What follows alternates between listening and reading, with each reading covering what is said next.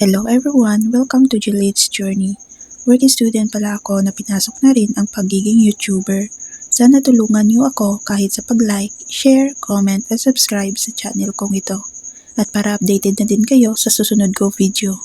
So, ang una kong ginawa ay naglinis ako ng garahe bago pumasok sa paaralan para pagdating ng amo ko ay malinis na lahat.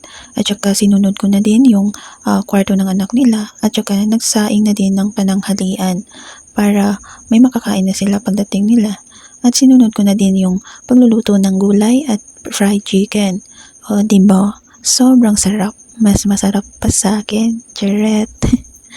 At pinaghugasan ko na din yung pinaglulutuan ko at saka kumain ako ng pananghalian bago pumasok sa paaralan.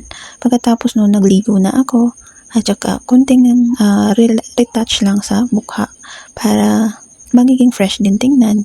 So ayan, lumalakad lang ako papunta sa guardhouse dahil walang e-bike or motor na sasakyan papunta sa guardhouse. So ayan, maulan pa dyan. Nagdahan-dahan lang ako baka madulas. Charot.